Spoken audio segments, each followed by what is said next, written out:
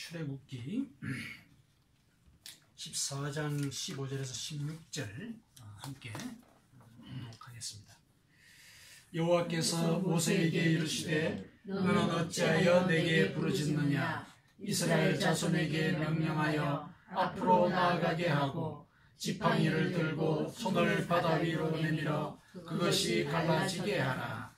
이스라엘 자손이 바다 가운데서 마른 땅으로 행하니라. 자, 오늘은 지난주에 이어서 이제 하나님을 믿는 사람의 그 믿음의 표지, 그것이 무엇인지를 함께 묵상을 해보겠습니다. 지난주에는 우리가 하나님을 우리가 믿는다라고 한다면은 우리는 두려워하지 말아야 한다. 우리가 두려워한다는 것은 결국 하나님을 믿지 않는 것이다. 하나님을 믿는다라면은 어떤 상황이더라도 하나님께서 우리와 함께 하셔서 그 상황을 이겨내도록 이끌어 주실 것이다. 이런 마음을 갖고 그 상황에 대처를 해야 된다. 그래서 우리가 하나님을 믿는다라고 했을 때 내가 두려움을 느끼는가 안 느끼는가, 그것이 바로 하나님을 믿는 그 믿음의 표지가 될 수 있다. 이렇게 우리가 지난 시간에 함께 묵상을 했었습니다. 오늘은 우리가 지난 시간에 하나님을 믿는다면 무엇을 하지 말아야 할 것인가, 이런 요지를 갖고 묵상을 했다면 오늘은 우리가 하나님을 믿는다면 무엇을 해야 하는가, 이 문제를 우리가 같이 함께 묵상을 해보도록 하겠습니다. 그래서 본문은 지난주와 같은 본문을 선택을 했습니다. 우리가 하나님을 믿는다라고 할 때 믿음의 표지는 여러 가지가 있을 수가 있습니다. 이제 믿음의 양태나 또 정도가 다양하기 때문에 반드시 믿는다고 했을 때는 이런 표징이 드러나야 된다라고 얘기할 수 있는 것은 없습니다. 하지만은 우리가 하나님을 믿는다라고 할 때 그 믿음의 전제, 근본이 되는 전제는 꼭 있기 마련입니다. 그 믿음의 전제는 우리 모두가 다 배워서 또 경험해서 알고 있듯이 우리가 하나님 앞에서 죄인인 것을 인정하는 것입니다. 우리는 그분의 은혜가 없으면 구원을 받을 수도 없고 또 앞으로의 삶에 있어서도 희망을 갖고 살 수가 없는 존재인 것을 고백하는 것, 그것이 하나님을 믿는다라고 했을 때 기본 전제가 되는 것입니다. 이건 무슨 말씀이냐면은 근본적으로 우리가 하나님 앞에서 자기를 비우는 그런 모습을 보여야 한다. 우리가 할 일은 하나님 앞에서 자기를 비우는 연습을 하는 그 과정을 신앙생활의 그 삶의 온 족적 속에서 드러나도록 해야 한다, 이 말씀입니다. 오늘 본문은 우리가 지난 시간에 상황을 살펴봤듯이 매우 긴급한 그런 상황입니다. 그런데 이런 급박한 상황일수록 우리는 우리 자신을 잘 비우지를 못합니다.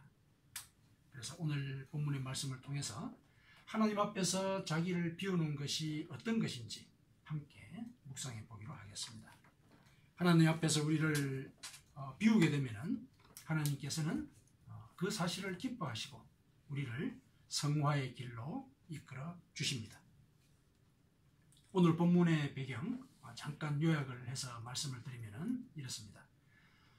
모세가 이스라엘 백성들을 이끌고 이제 애굽을 탈출을 했습니다. 탈출을 했을 때 이들을 이끌고 갈 수 있는 길이 여러 가지가 있었습니다. 제일 손쉬운 길이 뭐냐면은 이제 지중해 연안을 따라서 올라가는 길입니다. 그것이 성경에는 블레셋 사람의 길이라 이렇게 표시가 되어 있습니다. 거기는 해변가이기 때문에 이제 높은 산도 없고 되게 평평한 땅들로 이어져 있기 때문에 예전부터 많은 사람들이 왕래하던 곳이었습니다. 그래서 백성들을 이끌고 그 길로 갔다면은 열흘 정도 만에 가나안 땅에 도달할 수가 있습니다. 그런데 하나님께서는 그 길로 가지 말라고 그러셨습니다. 왜 그렇게 얘기를 하시느냐 하면은 그 길은 많은 사람들이 다니는 길이기 때문에 도적대들이 많은 곳입니다. 이민족들이 그 길목에서 기다리고 있다가 낯선 사람들이나 낯선 무리가 나타나면 약탈을 하는 것입니다. 만일에 이스라엘 백성들이 그 땅을 갖다가 그 길을 쫓아서 가게 된다, 그렇게 되면 분명히 이제 그런 과정들을 만나게 될 것입니다. 그러면은 이들은 아마 다시 애굽 땅으로 돌아가야 되겠다, 이런 결정을 할 것이 뻔합니다. 왜냐하면 군사적으로 아무것도 준비가 된 것이 없습니다. 앞에 아주 훈련이 잘 된 약탈하는데 능수인 이런 종족들이 나타나가지고 광포하게 달려드는데 어떻게 거기에 대항을 할 수가 있겠습니까? 그래서 하나님께서는 그 길로 가게 되면은 이들이 아마 다시 애굽 땅으로 돌아가게 되려고 할 것이다. 그러니까 그 길로 가지 마라. 그래서 이제 아랫길을 선택을 하게 됩니다. 그래서 결국에 이제 도착한 곳이 이제 홍해 바닷가 근처입니다. 홍해 바닷가 근처에 이제 장막을 치고 있는데 아무도 예상치 못했던 일이 벌어진 것입니다. 뒤에 애굽 군대가 병거를 이제 공식적으로 선발된 거는 600개, 그리고 그 이외에도 애굽 땅에 있는 모든 병거들을 다 동원해가지고 이들을 홍해에다가 수장시켜 버리려고 달려오는 이런 일이 벌어지게 된 것입니다. 애굽의 왕이었던 그 바로는 아마 첩보를 통해서 이스라엘 백성들이 바닷길로 간다는 거 다 알고 있었을 것입니다. 그래서 마음을 바꾸어서 이제 병사를 동원해가지고 그들을 홍해 바다에 수장을 시켜버리려고 그래서 명령을 내린 것입니다. 이와 같은 이제 상황이 벌어지게 되었고, 이것을 발견했던 이스라엘 백성들은 혼비백산합니다. 그래서 패닉 상태에 빠지게 되고 모세에게 항거하는 이런 일이 벌어졌습니다. 아마 그 순간에 모세가 그들을 비판을 하거나 또 어떤 다른 얘기를 했다면 아마 이들은 돌을 들어서 모세를 제거하는 이런 일이 벌어졌을 것이라고 충분히 짐작할 만한 그런 상황이었습니다. 그때 이제 모세는 이스라엘 백성들을 설득을 합니다. 이들이 왜 이럴까? 근본적으로 두려움 때문에 그렇다. 이 사실을 간파를 한 것입니다. 그래서 두려워하지 말아라. 그리고 하나님께서 오늘 우리를 위하여 하실 일을 기대하라. 그리고 이제 하나님께 무릎을 꿇고 기도를 드립니다. 그랬을 때 이제 오늘 본문과 같은 하나님의 말씀이 들린 것입니다. 그래서 15절에 보면은 너는 어찌하여 내게 부르짖느냐, 이렇게 일러주신 이 말씀은 뭐냐면은 하나님께서 자 이제는 내가 일러주는 대로 하면 된다. 그러니 내가 일러주는 그대로 실행하라. 이렇게 이제 말씀을 하신 것입니다. 모세는 이제 그 말씀대로 실행을 해서 결국 바다를 가르는 이런 대역사를 만들게 됩니다. 자, 오늘의 이제 사건의 이 배경이 이러합니다. 이스라엘 백성들이 이와 같은 대탈출의 이 장정에 나선 이 장면은 우리 인생살이를 한번 돌아보게 만듭니다. 우리의 인생살이도 역시 이와 같은 일들이 벌어지게 되고, 또 이와 같은 일들이라고 했을 때 그 구체적인 내용이 뭐냐면은 우리는 날마다 길을 떠나는 존재다. 이스라엘 백성들이 전체로 움직이는 것만 길을 떠나는 게 아니고 우리는 매일 아침 눈을 떠서 대문 밖을 나가는 그 순간 우리는 길을 떠나는 존재다. 우리가 길을 떠난다라고 했을 때는 늘 뭔가의 결정을 전제로 하게 됩니다. 그래서 날마다 어떤 결정을 내리게 되고 그 결정에 따라서 우리는 새로운 길을 떠납니다. 이제 그 길이 외형적으로는 수월하게 보일 수도 있고 또 신속해 보일 수도 있지만은 실제로는 전쟁을 벌여야 되는 그런 일일 수도 있습니다. 또 어떤 경우는 그게 우회적이기 때문이니까 안전할 것이다 이렇게 생각할 수도 있지만은 전혀 예상치 못하게 안전을 담보하지 못하는 그런 일들이 또 벌어질 수도 있습니다. 모세는 애국 군대가 추격해 올 것이라고는 전혀 예상하지도 못했고, 또 군대를 보냈던 바로는 자신의 그 대군대가 홍해 바다에 수장될 것이라고는 전혀 예상치는 못했을 것입니다. 그러나 어쨌든 그들의 모든 이 행보에는 그들의 나름의 결정이나 또 결정을 담보하게 될 그런 요인들이 있었던 것입니다. 이와 같은 일들은 이제 우리가 집안에서 가장이라든지 혹은 어떤 공동체의 지도자로서 역할을 맡고 있다면은 이런 일들이 없을 것이다라고 전제할 수 없는 그런 일들을 우리는 많이 겪고 또 그런 상황에 놓이는 게 사실입니다. 그래서 우리가 어떤 결정을 내리냐에 따라서 내가 속한 그 가정과 공동체를 위기 상태에 빠뜨릴 수도 있고 또 안전하게 인도할 수도 있게 되는 것입니다. 그래서 우리는 날마다 결정을 하면서 실은 앞길을 더듬으면서 살아가는 그런 존재입니다. 우리는 이제 날마다 이렇게 모종의 결정을 하면서 사는데 만일에 그 상황이 진퇴양난의 형국이다. 진퇴양난의 형국이 펼쳐져 있다. 그랬을 때 우리는 일반적으로 어떤 반응을 보이게 될까? 그걸 먼저 한번 생각을 해 보십시다. 자, 내 앞에 앞뒤로 빠져나올 수 없는 그런 일이 벌어졌다. 보통 우리들은 일반적으로 그런 상황이라면 그 상황으로부터 도피하려는 그런 마음을 일반적으로 갖습니다. 누구나 다 생존 본능이 있기 때문에 생존의 위협이 느낀다 그러면 그 상황을 피하려고 하는 것. 아마 그거는 거의 반사적인 행동일 것입니다. 물론 이때 이 반사적인 행동이라고 하는 것은 어떤 절망의 표현이라기보다는 자신의 미래를 담보할 수 있는 그런 행위라고 합리화할 수 있는 여지가 분명히 있습니다. 그래서 그쪽에 무게가 실리게 되면 우리는 그 상황으로부터 도피하는 그런 결정을 내리고 행동을 하게 될 것입니다. 어쨌든 그 상황으로부터 남들보다 빨리 달아나게 되면 그만큼 더 생존의 가능성이 더 있지 않겠습니까? 그래서 대개는 이렇게 이런 생각을 갖고 위기에 대하는 반사적인 행동을 보이는 경우가 많습니다.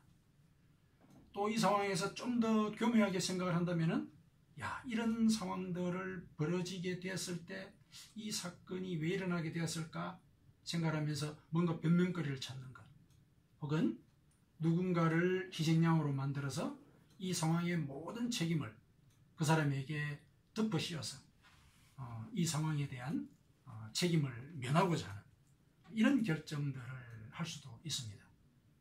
그러나 이와 같은 결정도 결국은 그 상황으로부터 도피하고자 하는 그런 태도와 크게 다르지 않습니다. 자, 그 다음에 또 어떤 반응을 또 보일 수가 있겠습니까?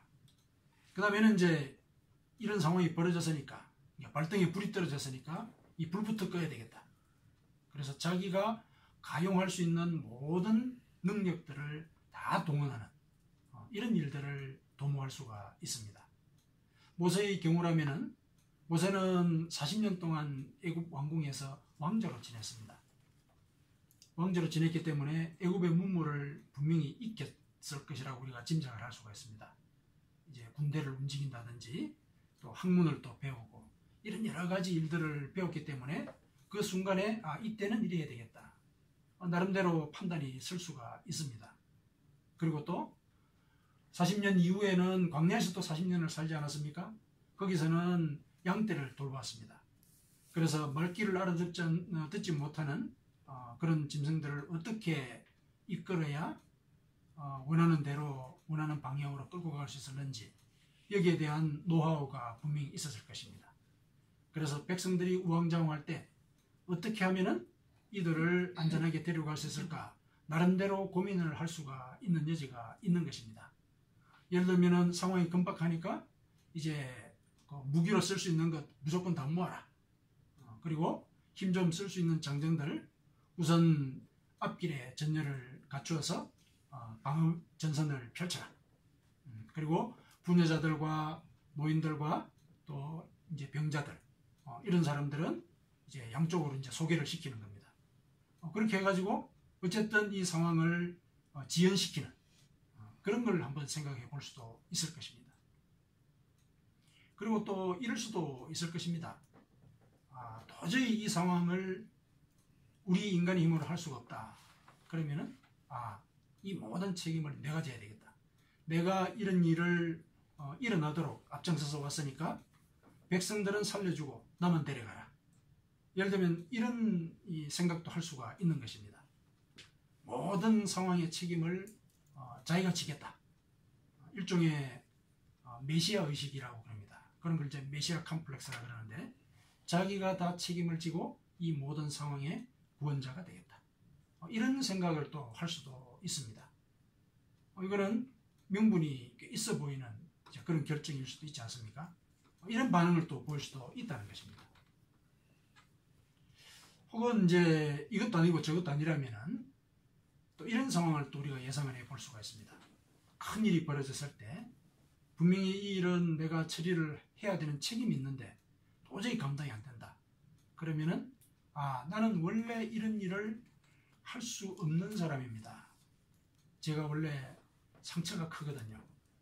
그래서 그 상처 때문에 이런 상황을 제가 견뎌낼 수가 없습니다. 이런 반응을 볼 수 있다는 겁니다. 그래서 나는 이 상황 속에서 내가 근본적으로 대응을 할 수가 없는 자질이 안 되는 존재입니다. 하고 이제 고백을 하는 것입니다. 그러니까 이런 상황은 현실로부터 자신을 숨겨버리는 그런 결정입니다. 모세 같으면 이제 어떤 상황이 있을 수 있느냐 하면은 하나님께서 모세에 들어서 지금 홍해 바다로 가라고 지금 일러주지 않았습니까? 바다로 들어가라는 얘기입니다. 바다로 들어가라. 자, 이런 명령을 들었을 때 모세는 도저히 저는 그 일을 못합니다. 라고 얘기할 만한 그런 사건을 경험을 했습니다. 아마 그 사건은 모세에게는 아마 트라우마로 남아져 있을 가능성이 큽니다. 모세라는 이제 이름 속에 그런 트라우마의 암시가 들어 있습니다. 모세 이름의 뜻이 뭡니까? 모세라는 이름의 그 뜻은 물에서 건졌다. 그런 뜻입니다. 물에서 건졌다. 모세가 이제 태어났을 때 그때 이스라엘 백성들이 하도 수가 많아가지고 그 당시에 바로가 이 유대인들, 이스라엘 백성들에게서 남자아이가 태어나면은 죽여라. 이런 이제 명령을 내렸습니다. 그때 히브리 그 민족의 산파들이 이제 재치를 발휘해가지고 여러 아이들을 살렸습니다.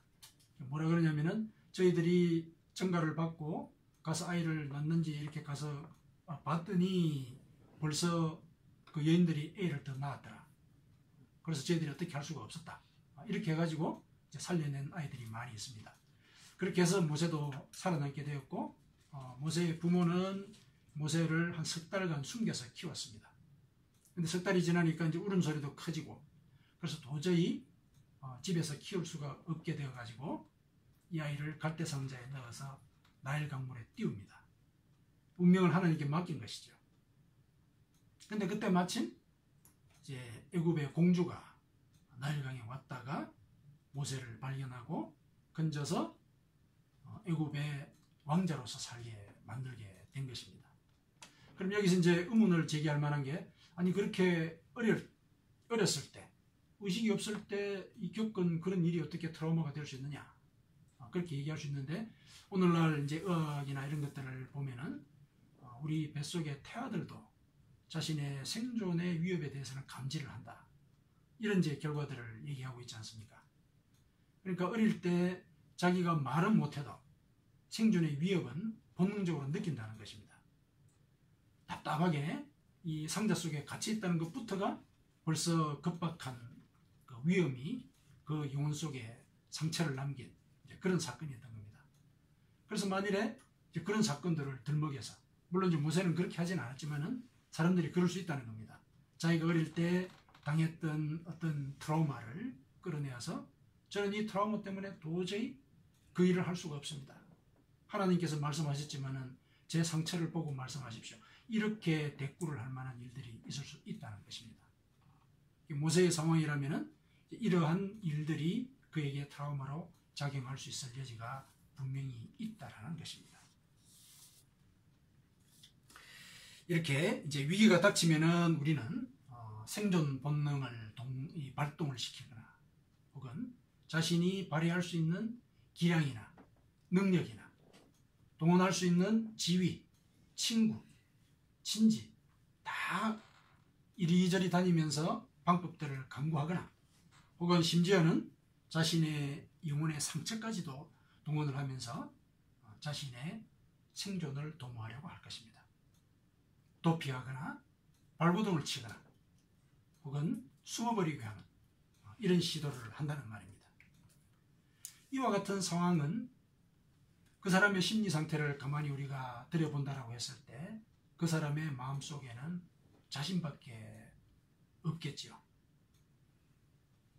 그런 급박한 상황 속에서 이와 같은 반사적이고 본능적인 반응을 하는 그 심리적인 공간 속에 다른 말이 들어갈 여지는 있을 수가 없을 겁니다. 이거는 우리도 인정할 수밖에 없는 그런 경험들을 겪어봤고 아마도 지금도 우리는 이와 같은 경험을 하면서 살아가고 있는지도 모릅니다. 그런데 이제 오늘 본문은 이와 같은 반응 이외에 제4의 반응이 있을 수가 있다. 이걸 일러줍니다. 바로 하나님의 말씀에 복종하는 것입니다. 하나님은 오늘 본문의 말씀대로 명령을 하셨습니다. 이스라엘 자손에게 명령하여 앞으로 나아가게 하고 지팡이를 들고 손을 바다 위로 내밀어 그것이 갈라지게 하라. 이스라엘 자손이 바다 가운데서 마른 땅으로 행하리라. 모세가 만일에 하나님의 이 말씀을 듣고 잠시 고민을 했다면 아마 모세는 하나님께서 나더러 홍해에 빠져 죽으라고 그러시는가 보다. 이런 상황은 도저히 상상할 수가 없는 상황이 벌어졌기 때문에 모든 책임을 지고 나보고 죽으라고 그러시는가 보다. 이런 이제 생각을 했을 수가 있습니다. 그래서 자기의 생존 본능이라든지 자신의 능력이라든지 혹은 상처를 덜먹이면서 혹은 동원하면서 하나님 그 명령에 대해서 거부를 했을 가능성도 없잖아 있습니다. 실제로 모세대로 죽어야 한다 라고 명령하는 것과 같기 때문에 그렇습니다. 하나님의 말씀이 이같이 극단적으로 느껴지긴 하지만 이거는 실제로 목숨을 끊어야 된다 이렇게 말씀하시는 것이 아닙니다. 하나님은 말씀 앞에서 하나님께서 일러주시는 그 명령 앞에서 온전히 자신을 비우고 그 자신의 그 내용이 자신의 상처이든 자신의 능력이든 혹은 자신의 생존 본능이든 그것을 내려놓고 그 말씀을 지켜라. 이걸 얘기하시는 겁니다. 그래서 이와 같은 위기 상황 앞에서 모세는 하나님께 부르짖었습니다. 하나님 앞에서 무릎을 꿇었습니다. 하나님은 우리가 자신만을 믿을 수밖에 없는 이런 상황임에도 불구하고 하나님을 믿으라. 하나님의 말씀을 따르라. 이렇게 말씀하십니다. 그래서 모세는 서둘러서 달아나거나 아니면 지도자로서의 역량을 보여줘야 되는 그 긴박한 순간에 하나님께 무릎을 꿇고 기도를 했습니다. 자신의 판단이나 결정을 내려놓고 하나님께 의지한 것입니다. 이것이 바로 하나님 앞에서 자기를 비우는 그런 행위입니다. 자, 이와 같은 자기 비움은 예수님께서 먼저 본을 보이셨습니다. 빌립보서 2장 5절에서 8절까지 제가 읽어드리겠습니다. 너희 안에 이 마음을 품어라. 곧 그리스도 예수의 마음이니 그는 근본 하나님의 본체시나 하나님과 동등됨을 취할 것으로 여기지 아니하시고 오히려 자기를 비어 종의 형체를 가져 사람들과 같이 되었고 사람의 모양으로 나타나셨음에 자기를 낮추시고 죽기까지 복종하셨으니 곧 십자가에 죽으십니다. 사도 바울이 예수님의 생애를 이와 같이 한 단락으로 요약을 했습니다. 사도 바울이 볼 때 예수님은 근본이 하나님이시다. 그런데 하나님의 명령을 따라서 인간을 구원하기 위하여 인간이 되셨다. 그런데 그 인간이 영체가 아니라 죄인의 몸을 입고 있는 그런 존재라는 얘기입니다. 죄인이 됐다는 얘기입니다. 죄인의 몸을 입었다는 것입니다. 그래서 결국 죽기까지 복종을 하셨다. 죽기까지 복종을 하셨다는데 하나님의 말씀에 죽기까지 복종을 하셨다는 것입니다. 그래서 죽기까지 복종하는 이 과정이 바로 자기를 비어, 자기를 비어. 빌립보서 2장 6절에 자기를 비어라고 이렇게 얘기를 하셨습니다. 여기서 자기를 비어라고 했을 때 이 비운다는 것, 이거는 히브리 말로 원어로 이제 케노스라는 이제 원어를 사용을 하게 되는데요. 이 케노스라는 말이 무슨 말이냐면 텅 비었다는 얘기입니다. 뭔가 여지가 남아 있는 것이 아니라 텅 비었다. 하나님 앞에서 오로지 하나님의 말씀만을 받았다는 얘기입니다. 자신의 어떤 본능이라든지 또 자신의 능력, 상처 그런 여지가 아무것도 없이 오로지 하나님의 말씀을 받았다는 얘기입니다.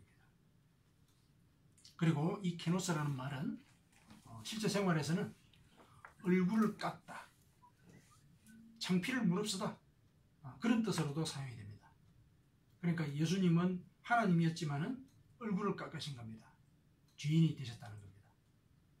모세도 이스라엘의 지도자였지만은 항상 많은 사람들 앞에서 나서서 그들을 이끌어가는 그런 지도자의 표상이지만은 그는 그 순간에 무릎을 꿇고 자기는 아무것도 할 수 없는 존재라는 것을 고백하는, 즉 지도자로서의 얼굴을 깎는 행동을 한 것입니다.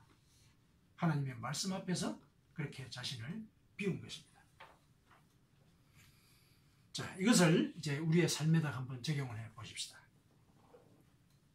이 자기 비움이라고 하는 것은 우리 신앙생활에 있어서 내가 이 자리에 와 있는 것, 내가 일상을 그나마 내 할 일을 하면서 살아가고 있는 것, 이거는 하나님께서 나를 용서하시고 나와 동행하시기 때문에 가능한 일이다. 내가 하나님 앞에서 바로 설 수 없는 죄인이라는 것, 이걸 인정하는 것입니다. 인정하는 것. 그리고 예수님께서 제자들에게 일러주셨듯이 자기를 부인하는 것, 그게 이제 내가 죄인인 걸 인정하는 걸 의미하는 겁니다. 그리고 난 뒤에 자기 십자가를 지고 하나님의 말씀을 따르는 것, 이게 바로 우리 신앙생활에 있어서 자기 비움의 중요한 내용이 되는 것입니다. 모세처럼 모든 것들을 텅 비워버리고 하나님의 말씀을 따르는 것입니다. 그래서 죽기까지 복종하는 것입니다. 죽기까지 복종한다는 얘기는 텅 비워버린 그 속에 하나님의 말씀만 온전히 넣어서 그 말씀대로 행하고 살아간다, 이런 얘기입니다.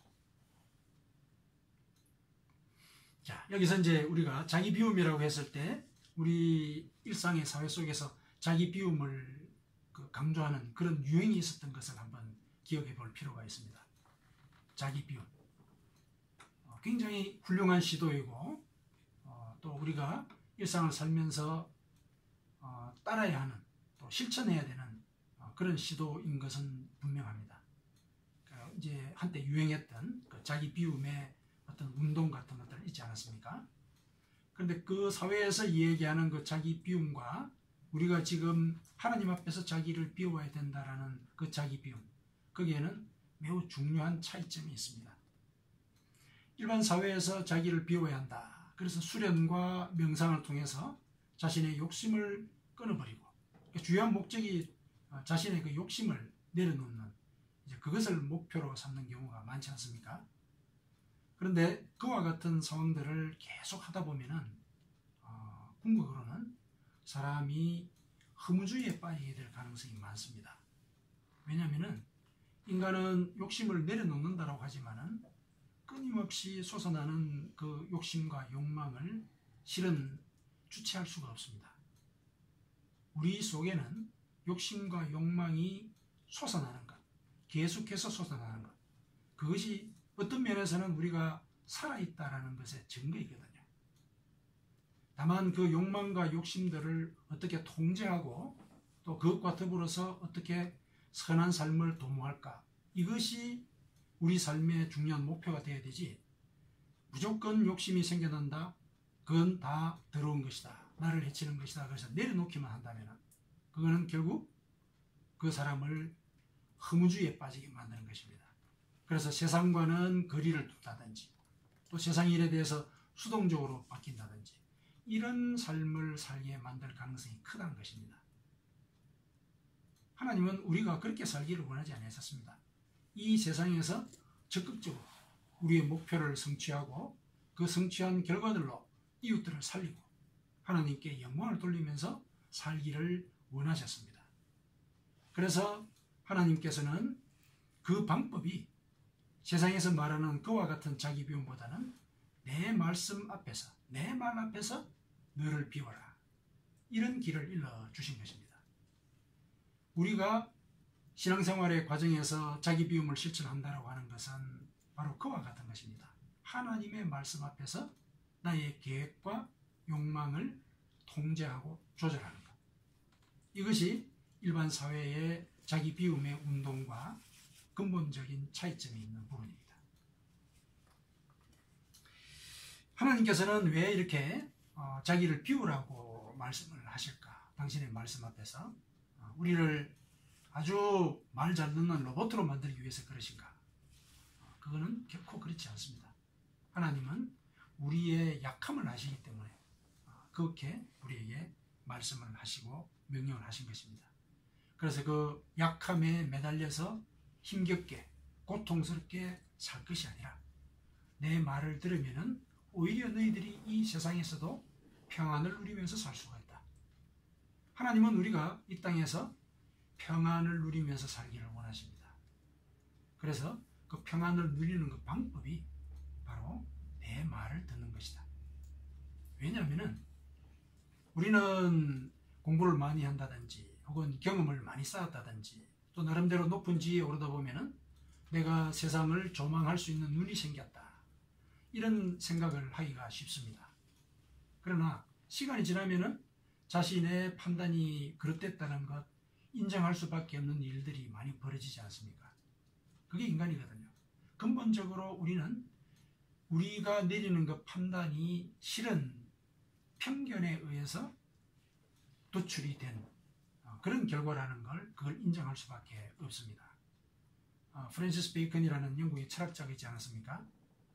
그 사람이 이제 우리가 실제 살아갈 때 내리는 그 모든 결정들이 사실은 많은 편견에 의해서 이루어진다. 그래서 베이컨은 우리가 4개의 우상을 섬기고 있다. 그 4개의 우상이 다 편견을 의미하는 것입니다. 우리가 종족의 우상을 섬기고 있다. 또 우리가 극장의 우상을 섬기고 있다. 동굴의 우상을 섬기고 있다. 또 어떤 우상입니까? 시장의 우상. 이러한 우상들, 이 우상들은 각각 그 상황 속에서 만들어진 편견을 우리에게 강요를 하는데 우리는 그 편견에 따라서 모든 일들을 판단한다는 겁니다.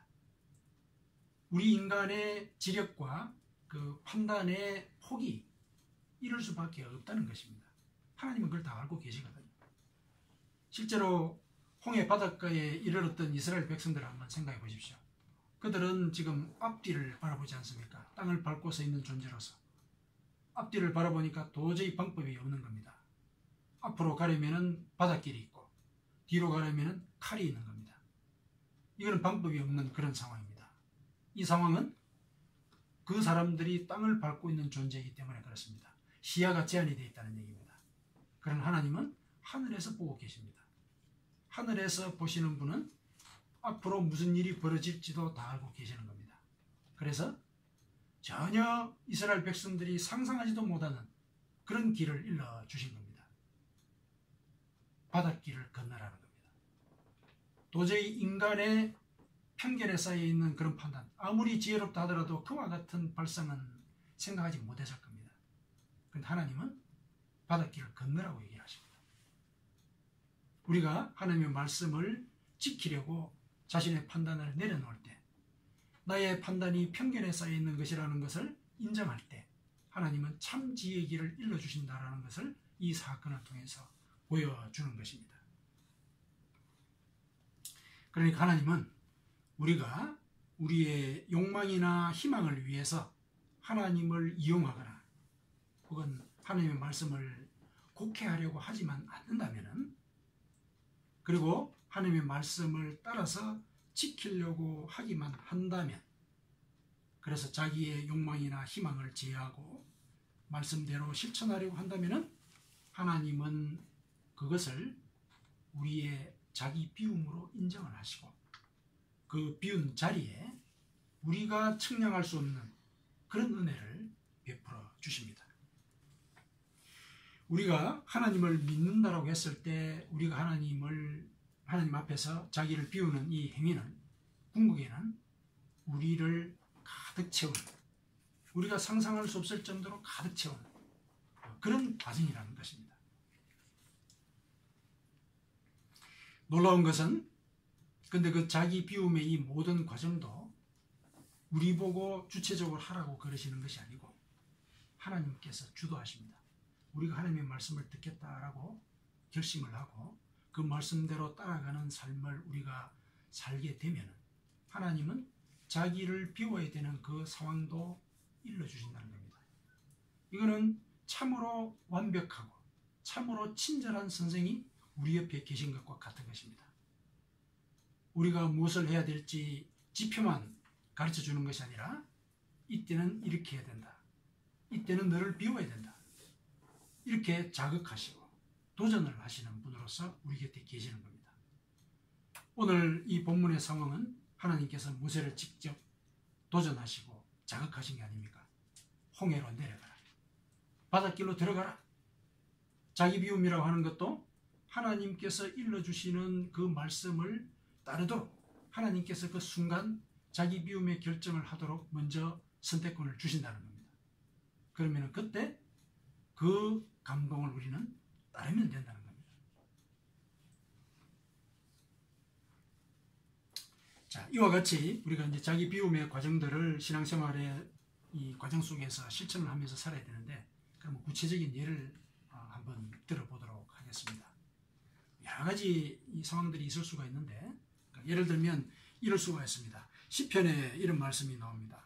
시편 41편 1절에서 3절까지인데 제가 읽어드리겠습니다. 가난한 자를 보살피는 자에게 복이 있으며 재앙의 날에 여호와께서 그를 건지시리로다. 여호와께서 그를 지키사 살게 하시리니 그가 이 세상에서 복을 받을 것이라. 주여, 그를 그 원수의 뜻에 맡기지 마소서. 여호와께서 그를 병상에서 붙드시고 그가 누워있을 때마다 그의 병을 고쳐주시나이다. 자, 이 말씀을 보면은 가난한 자를 보살피는 자에게 임하는 복을 말씀을 하고 있습니다. 그런데 가난한 자를 보살피는 자의 그 복 가운데 병상에서 붙드시고 그의 병을 고쳐주시나이다. 이런 복이 있는 겁니다. 이 말씀은 우리가 약간 돌려서 생각해 보면은 우리가 지금 현재 병들어 있을 때 가난한 자를 돕는 일을 하라는 겁니다. 가난한 자를 도와라. 예를 들면 내가 지금 암 환자로서 내가 병석에 누워 있는데, 아니 날 보고 가난한 자를 도우라니 이게 무슨 말씀입니까? 이렇게 이의를 제기할 수 있는 그런 상황인데, 그럴 때 가난한 자를 돌봐라. 이제 도전하는 겁니다. 자기를 배우는 겁니다. 자기를 비우는 상황입니다. 그랬을 때 내가 암덩어리를 짊어지고 있지만은 내가 가난한 자를 도와야 되는 그런 상황에, 그래서 나서서 그들을 돕게 되면은 하나님께서는 그 병을 고쳐주신다. 여호와께서 그를 병상에서 붙드시고 그가 누워있을 때마다 그의 병을 고쳐주신다. 이렇게 채워주신다는 겁니다. 이런 상황들을 이제 우리가 일상생활 속에서 맞닥뜨릴 수가 있습니다. 그리고 이런 경우도 있습니다. 우리가 많이 들었고 잘 알고 있는 말씀입니다. 마태복음 7장 12절에 그러므로 무엇이든지 남에게 대접을 받고자 하는 대로 너희도 남을 대접하라. 이것이 율법이요 선지자니라. 아니 보기도 싫은 사람인데 근데 보고 살아야 됩니다. 같이 협력하면서 살아야 됩니다. 그랬을 때 내가 대접을 받고자 하는 대로 먼저 그를 대접을 하라는 겁니다. 이 말씀은 날 보고 홍해에 들어가라. 이렇게 얘기하는 것과 같습니다. 자기를 비우라. 이렇게 말씀을 하시는 겁니다. 하나님의 말씀을 따르기 위해서 나의 상처와 기억과 능력과 본능까지도 자존심까지도 내려놓으라는 말씀입니다. 이런 자기 비움은 하나님을 믿을 때에만 가능합니다. 홍해에 들어가라. 이 말씀은 결국 자기를 비우라. 이런 명령인 것입니다.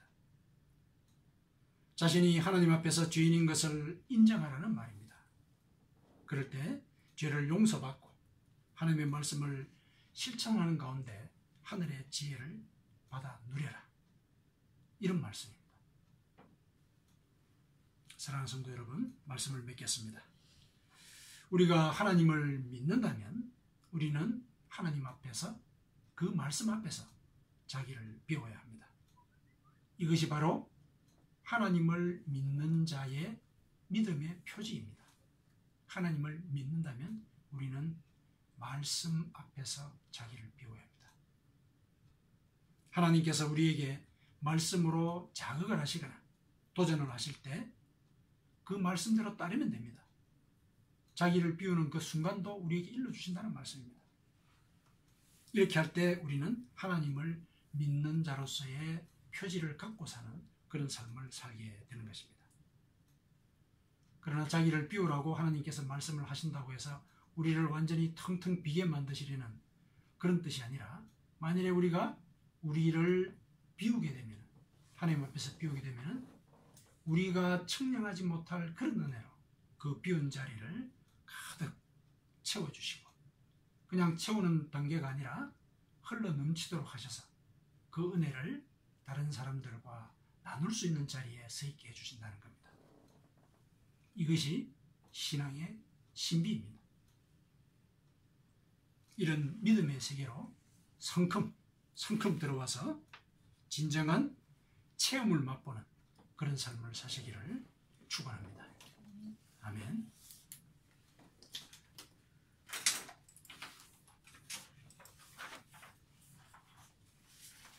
찬송 425장 정했습니다. 이 친구 커피 어때? 우리 저쪽 커피요.